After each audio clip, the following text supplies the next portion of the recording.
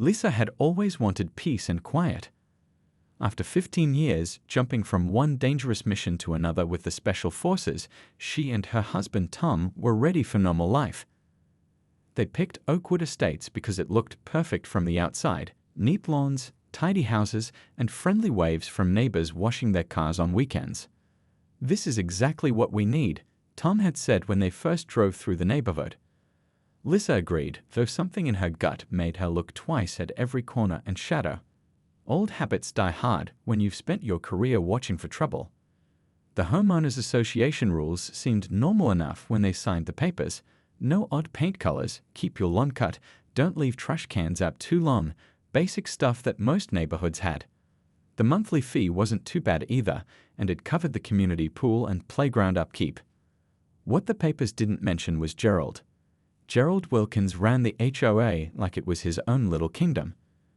A retired security guard with thinning hair and a growing waistline, he found a new purpose patrolling the streets of Oakwood.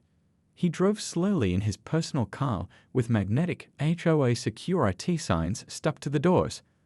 The man had a clipboard permanently attached to his hand and a frown that deepened whenever he spotted something out of place. "Just got another note about our bushes being an inch too tall," their neighbor Joe told Lisa one morning as they both collected their mail. "Third one this month." Lisa nodded but said nothing. She was still in watching mode, learning the patterns of her new home.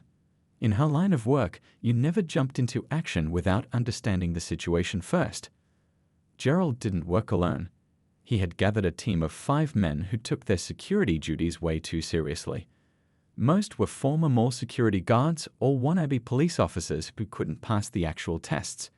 They wore matching polo shirts with Oakwood enforcement stitched on the pocket and carried flashlights, walkie-talkies, and clipboards. And tasers. Lisa had spotted those right away, though they tried to keep them partly hidden under their untucked shirts.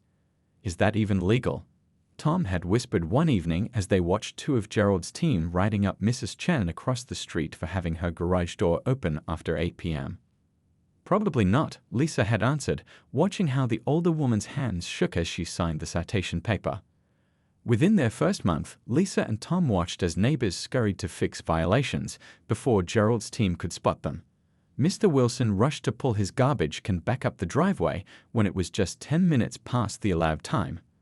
The Rodriguez family took down their kids' birthday decorations at 9 p.m. sharp, though the party was still going. The Johnson family painted their front door back to approved brown after trying a cheerful blue that wasn't on the accepted colors list. "They're just enforcing the rules," their neighbor Brenda explained with a nervous smile when Lisa asked about it. "You get used to it after a while. It's worth it to keep our property values up." But Lisa noticed how Brenda's eyes darted around as she spoke, checking if anyone was listening. She noticed how people lowered their voices when talking about the HOA, how they hurried inside when Gerald's car turned onto their street. Tom tried to brush it off. "Every place has its quirks," he said as they sat on their back patio one evening. "At least nobody's shooting at us here." Lisa sipped her tea and said nothing. Her instincts were buzzing, the same way they did before trouble hit in remote villages and hidden compounds around the world. The stakes were lower here, but the feeling was the same. Something wasn't right in perfect little Oakwood Estates, and Lisa wasn't the type to just ignore it. Not after everything she'd seen and done to protect people's freedom. The question was, what would it take to bring things to a head? The trouble started because of a flag. Not a big one, just a small American flag that Lisa had placed in their front garden bed on Friday afternoon. Memorial Day weekend was coming up, and after losing friends in combat, Lisa always made a point to remember them. "It's not even 12 inches tall," Tom had said as he watched her carefully position it beside the petunias. "Even Gerald can't complain about that." But Lisa knew better. She'd read all 78 pages of the HOA guidelines twice. Another habit from her military days when overlooking details could cost lives. Section 7, paragraph 3 stated clearly, "No decorative items exceeding 12 inches in height without prior written approval." But it also said, "Seasonal decorations must be approved by the Decorations Committee at least 2 weeks in advance." Lisa had measured her flag. It was exactly 11.5 inches. But she hadn't submitted the form 2 weeks in advance. She'd done it deliberately, a small test to see what would happen. Monday evening was warm and peaceful. The sun was starting to set, painting the sky with orange and pink streaks. Lisa was in the garden, kneeling in the dirt and pulling weeds while wearing old gray sweatpants and a faded t-shirt. Her hair was tied back in a simple ponytail, and dirt smudged her hands and forearms. To anyone passing by, she looked like any other homeowner doing yard work. Tom was inside making dinner. The smell of garlic and onions drifted through the open kitchen window, making Lisa's stomach growl. Her old team members, 4 people who had saved her life more times than she could count, were having dinner just 3 houses down at their friend Andy's place. It was pure coincidence that they were visiting this weekend. Or maybe it wasn't. Lisa had learned long ago that timing was everything. She heard them before she saw them, the soft crunch of shoes on the sidewalk, the quiet murmur of voices trying to sound official. Lisa didn't look up, just kept pulling weeds as 3 shadows fell across her garden. "Ma'am," a deep voice said, "we need to discuss a violation." Lisa sat back on her heels and looked up, shading her eyes with one dirt-covered hand. 3 men stood in a triangle formation on her lawn. She recognized all of them, the HOA officers who patrolled the neighborhood with more enthusiasm than sense. The tallest one, Doug, stood slightly ahead of the others. He had a clipboard in one hand and a flashlight in the other, though it wasn't dark enough to need it yet. Behind him stood Rick, a heavy-set man with a red face and thinning blonde hair. The third man, whose name Lisa couldn't remember, hung back a little, his hand resting near his hip where his shirt bulged slightly. "What violation would that be?" Lisa asked, keeping her voice friendly and curious. Doug pointed his flashlight at the small flag. "That decoration hasn't been approved by the committee.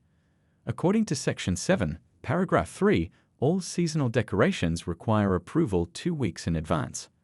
Lisa stood slowly, wiping her hands on her pants.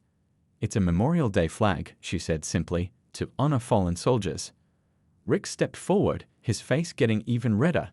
"Rules are rules, ma'am. That flag needs to come out immediately, or we'll have to issue a citation. That'll be a $250 fine."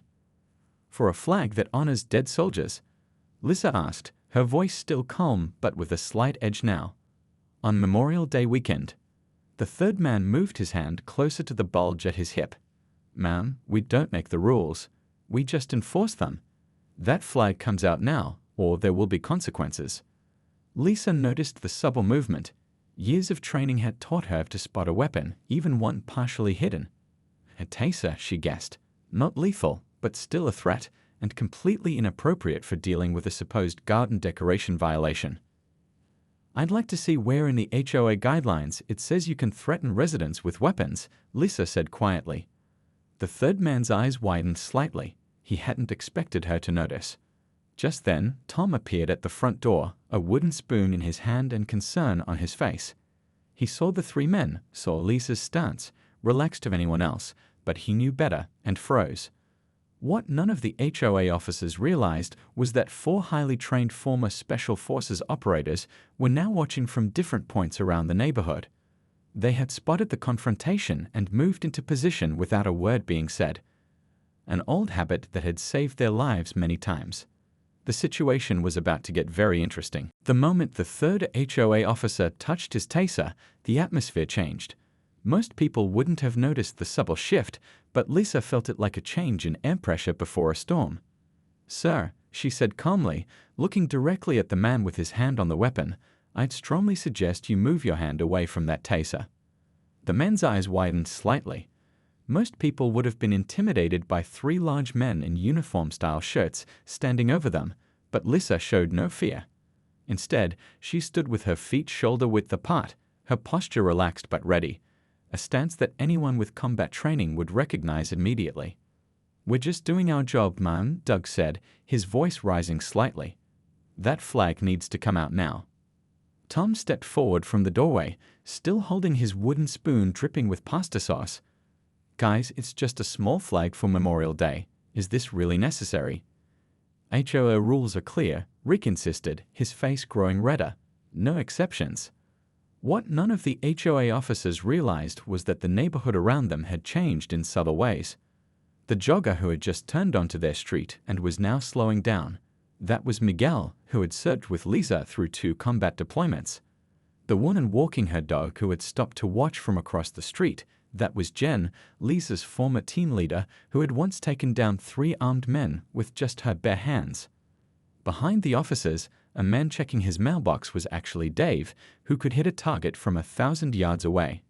And the guy who had just pulled into a driveway 2 houses down, that was Paul, their communications specialist who had once hacked into an enemy system while under heavy fire. They had all been having dinner at Andy's house when Paul had glanced out the window and spotted the HOA officers approaching Lisa's garden. Without a word, they had all moved into position, an instinctive response developed through years of working together in life-or-death situations. "Look," Lisa said reasonably, "I understand you have rules, but that flag is under 12 inches tall, which meets your height requirements. The only issue is that I didn't file paperwork 2 weeks in advance for a simple honoring fallen soldiers." "Rules are rules," Doug repeated, though his voice had lost some of its confidence. The officer with his hand near the taser took a step forward. "Last warning," he said. "Remove the flag or face consequences." "Consequences?" Tom asked, bewildered. "For a garden flag." Lisa remained calm, her eyes flickering briefly to the positions where she knew her teammates were watching. Most people wouldn't have noticed the almost imperceptible nod she gave or the slight hand signal at her side, a code developed in combat zones that meant stand by, but don't engage yet. "Tell me something," Lisa said to the man with the taser. "Does your HOA insurance cover liability for unauthorized use of force against residents? Because threatening someone with a weapon over a garden decoration seems like it might fall outside your coverage." The man's hand froze. He clearly hadn't expected this line of questioning. "I'm not threatening anyone," he said, but his voice wavered slightly. "This is standard equipment." "Standard equipment for collecting HOA fines?" Tom asked, his initial confusion now turning to anger. "Since when?" "Since Gerald authorized it," Doug said, then immediately looked like he regretted the words. "Interesting," Lisa said. "So Gerald specifically authorized you to carry weapons while enforcing garden decoration rules." Just then, the woman with the dog crossed the street and approached the group. "Everything okay over here?" Jen asked casually, though her eyes were sharp and alert. The HOA officers turned, suddenly realizing they were being watched not just by one woman with a dog, but by several neighbors who had appeared in different spots around them. Miguel jogged past them, slowing to a walk. "Nice evening," he said, his eyes meeting Lisa's briefly. "Though it seems a little tense around here." "Just a misunderstanding about holiday decorations," Lisa replied evenly. Dave closed his mailbox and turned toward the group. "That's a nice flag," he said. "My brother served too." The HOA officers glanced around, suddenly aware that the situation had shifted somehow, though they couldn't quite understand why. They had confronted dozens of residents before without any problems. Usually people just apologized and quickly fixed whatever violation they had committed. But something was different here. The air felt charged with potential, like the stillness before a lightning strike. "Maybe," Lisa suggested calmly, "we should all take a step back and discuss this reasonably." The 3 HOA officers glanced around nervously, suddenly aware that what should have been a routine citation had turned into something else entirely. The comfortable power they usually felt when confronting rule breakers had somehow slipped away. "Look, we're just following procedure here," Doug said, his voice less confident than before. "The rules apply to everyone equally." Lisa nodded thoughtfully. "I understand rules. I'd followed them most of my adult life. But good rules have good reasons behind them, and they're applied with common sense." Rick shifted his weight from one foot to the other. "The committee has to approve all decorations. That's just how it works." "And does the committee also approve you carrying weapons while you issue garden citations?" Tom asked, still standing in the doorway with his sauce-covered spoon. The 3rd officer's hand had moved away from his taser, but he was clearly uncomfortable. "It's just a precaution. Some residents get pretty angry about citations."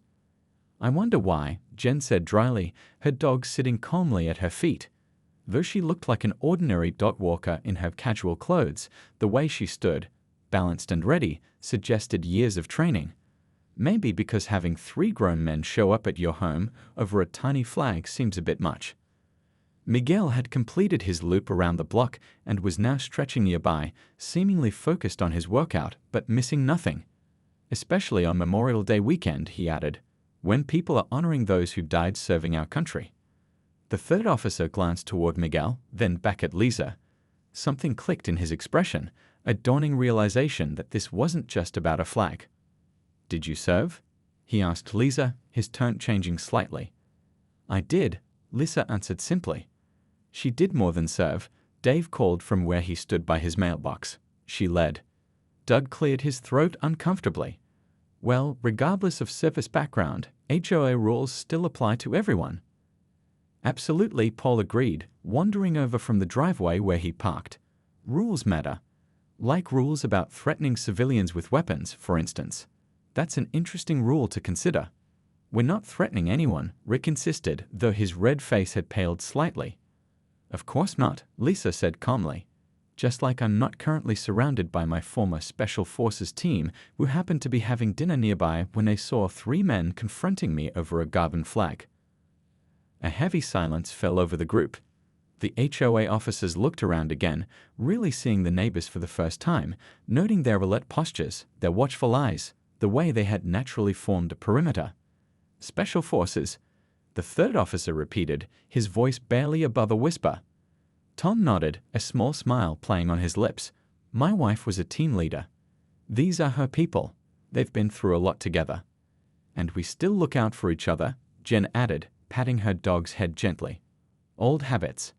The tension in the air had transformed into something different, not the usual fear that residents felt when confronted by the HOA, but a quiet standoff between 2 very different kinds of teams.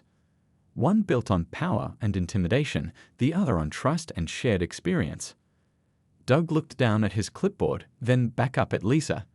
Perhaps we could make an exception, given the holiday and the circumstances. That sounds reasonable, Lisa agreed. And perhaps your team could reconsider carrying tasers when dealing with Garvin decorations. It seems excessive. Rick opened his mouth to argue but was cut off by the sound of tires on pavement. A white SUV with magnetic HOA security signs attached to the doors pulled up to the curb. Gerald Wilkins himself had arrived, his face set in the stern expression that had made children and adults alike scurry out of his path for years. "What's the holdup here?" he demanded as he got out of his vehicle. "I got a call that there was resistance to enforcement." Lisa's friends exchanged glances. Miguel suppressed a smile. Dave closed his mailbox with a deliberate click. Paul leaned against a tree, arms crossed. Jen's dog looked up alertly. "Mr. Wilkins," Doug began, his voice strained. There's been a misunderstanding," Lisa interrupted smoothly. "We were just discussing the spirit versus the letter of the rules regarding Memorial Day decorations." Gerald's eyes narrowed as he took in the scene, his officers looking uncomfortable, the neighbors standing in casual but watchful positions, and Lisa, still dirt-smudged from gardening, but somehow radiating quiet authority. "There's no misunderstanding about the rules," Gerald stated flatly. "They're very clear." Gerald Wilkins stood with his hands on his hips, looking around at the gathered people with obvious annoyance. His gray hair was perfectly combed, and his polo shirt was tucked tightly into belted khaki pants. Everything about him screamed authority, or at least someone desperate to project it. "I don't care what day it is," Gerald said, walking closer to Lisa's garden. "Rules exist for a reason. If we start making exceptions, soon the whole neighborhood will fall apart." Tom had stepped fully outside now, sauce-covered spoon forgotten in his hand. "Mr. Wilkins, we're talking about a small flag for Memorial Day. It's not even visible from the street." Gerald's eyes narrowed. "It's visible to me, and it's a violation." He turned to his officers. "Write the citation. If they refuse to remove it, add another fine for non-compliance." Doug hesitated, glancing between Gerald and Lisa. "Sir, there might be some special circumstances here." "Special circumstances," Gerald scoffed. "The rules apply to everyone equally." "I agree completely," Paul said, pushing himself away from the tree he'd been leaning against. He had his phone in his hand, the camera quietly recording everything. Rules should apply equally. Like laws about impersonating law enforcement, for example. Gerald's head snapped toward Paul. We are not impersonating anything. We are authorized HOA security. With tasers? Jen asked, her voice deceptively gentle as she continued petting her dog. That's interesting. I don't remember seeing that in the HOA guidelines when I was visiting last month. Security sometimes requires appropriate tools, Gerald stated flatly. Lisa had remained calm throughout, watching Gerald with the steady gaze of someone who had faced far more intimidating figures. Mr. Wilkins, I respect that you take your job seriously. But perhaps we could discuss this reasonably, without threats or weapons. I'm not the one making threats, Gerald said, though his voice had an edge to it. I'm simply enforcing the rules that everyone agreed to when they bought property here. Miguel had stopped pretending to stretch and was now standing with his arms crossed. I'm curious, does your HOA insurance cover your security team carrying weapons? Most policies have strict limits on that sort of thing. Gerald's face flushed. Our policies and procedures are none of your business. You don't even live here. She does though, Dave said, pointing to Lisa, and she's my friend. We came for dinner and saw your team pull a taser on her over a garden flag. That seemed worth paying attention to. Gerald turned back to Lisa, his eyes narrowing. Who exactly are you people? Tom stepped forward to stand beside his wife. My wife served 15 years in special forces. These are her former teammates.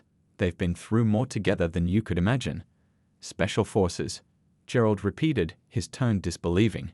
You expect me to believe that? Jen pulled out her phone and showed Gerald a photo.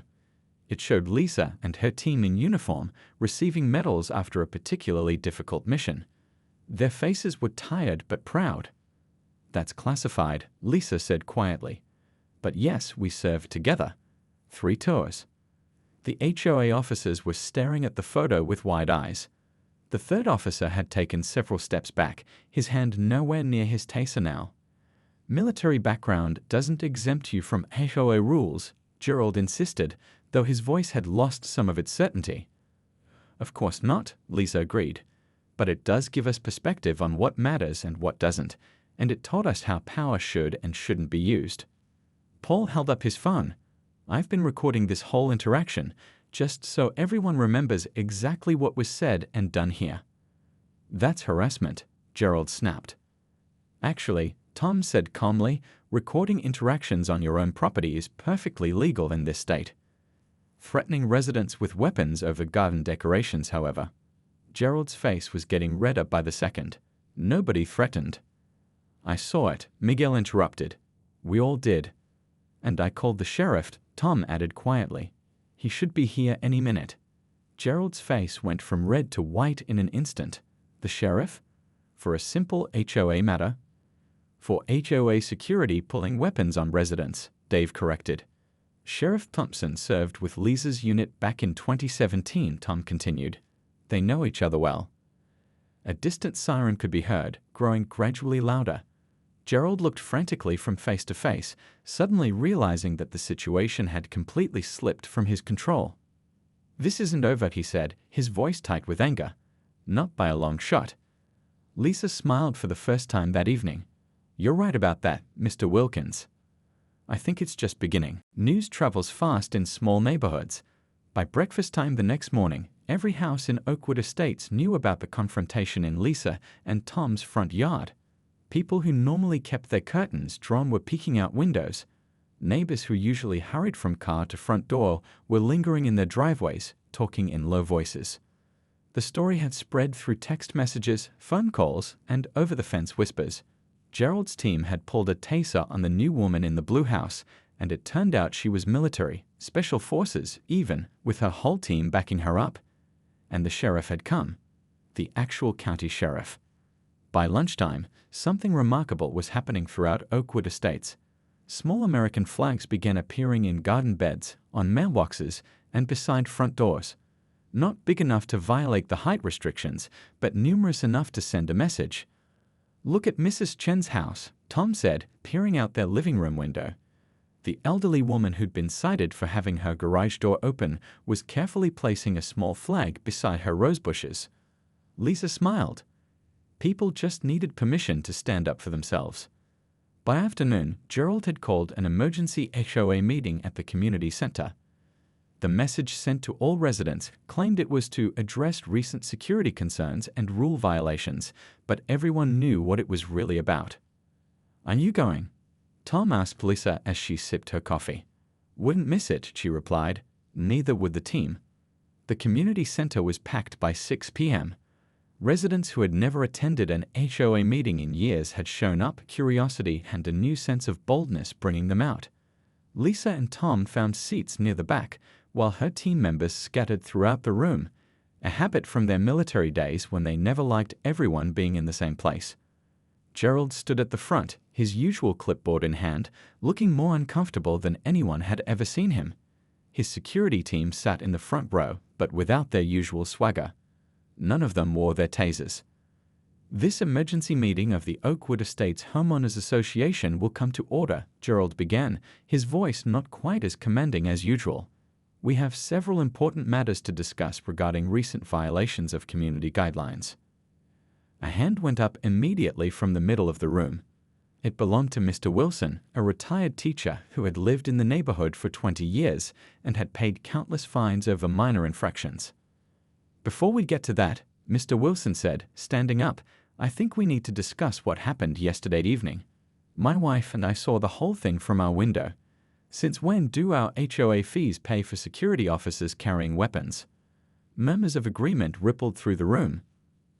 "Our security team is authorized to carry appropriate tools to ensure community safety," Gerald replied stiffly. Another hand shot up. Mrs. Rodriguez, a young mother of 3, stood without waiting to be called on. "My children were playing in our front yard last month when your team threatened us with a fine because their toys were visible from the street. They were scared and crying. Is that the kind of safety you're ensuring?" More voices joined in, the dam of fear and silence finally breaking. An elderly couple described being fined for medical equipment visible through their front window. A single father talked about receiving citations while he was working double shifts to make ends meet. A new homeowner shared how she'd been reduced to tears over the color of her mailbox. Story after story poured out, years of small tyrannies and petty power plays that people had endured because they thought they were alone in their frustrations. Gerald tried repeatedly to restore order, but his voice was drowned out by residents finally finding theirs.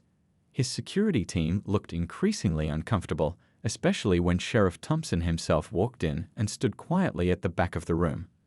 Lisa watched it all unfold, saying nothing yet.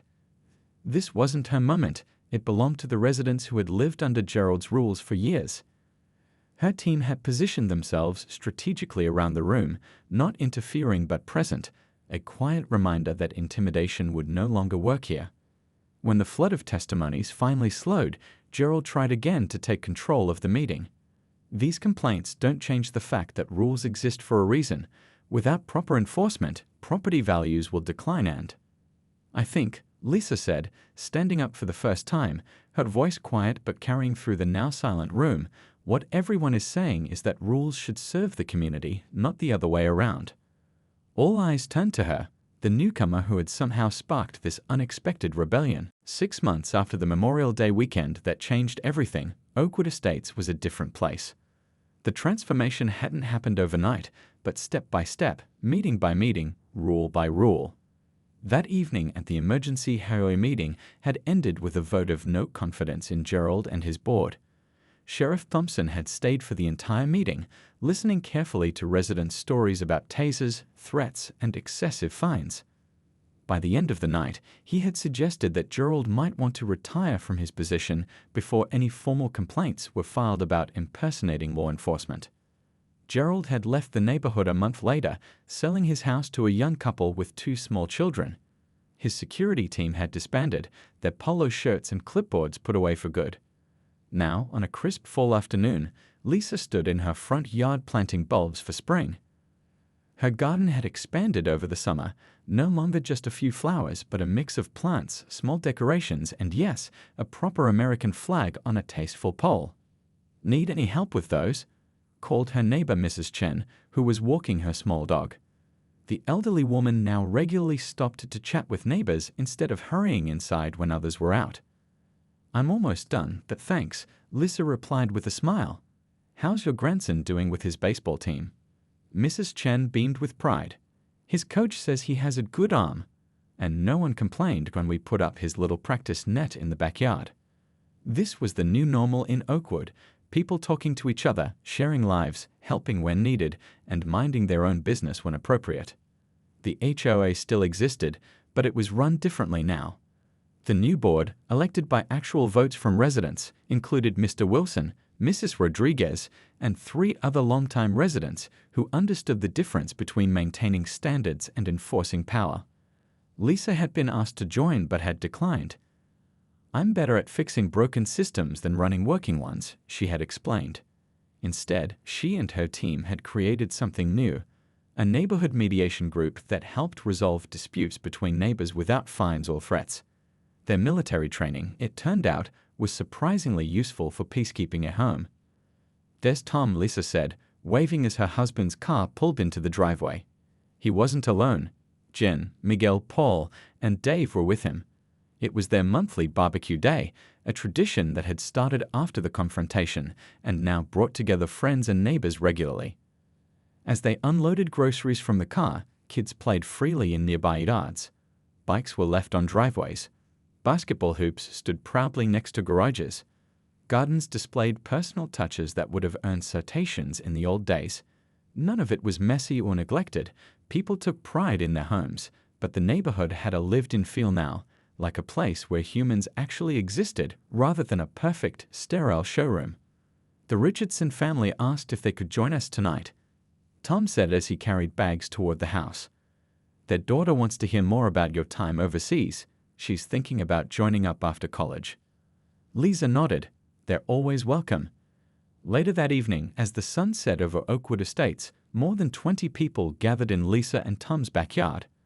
The original team was there, along with half a dozen neighbor families. Children chased fireflies while adults talked around the grill. Music played softly from outdoor speakers. From the edge of the yard, Lisa watched it all with quiet satisfaction. She caught Jen's eye across the crowd, and they shared a knowing look. They had faced worse enemies than Gerald Wilkins in their time. But somehow, this victory, helping a community find its voice and stand up to a small-time bully, felt just as important as their overseas missions. "Henny, for your thoughts," Tom said, handing her a cold drink. "Just thinking that home is worth fighting for," Lisa replied. "Sometimes in big ways, sometimes in small ones." In the distance, she could see Mrs. Chen chatting with the young couple who had bought Gerald's house. Their toddler was showing off a toy airplane, flying it in loops while the adults laughed. No clipboards, no citations, no fear. Just neighbors being neighbors in a community that had remembered how to be one. Mission accomplished, Lisa murmured to herself, raising her glass in a silent toast to the flag that had started it all, still standing proudly in her front garden, exactly where it belonged.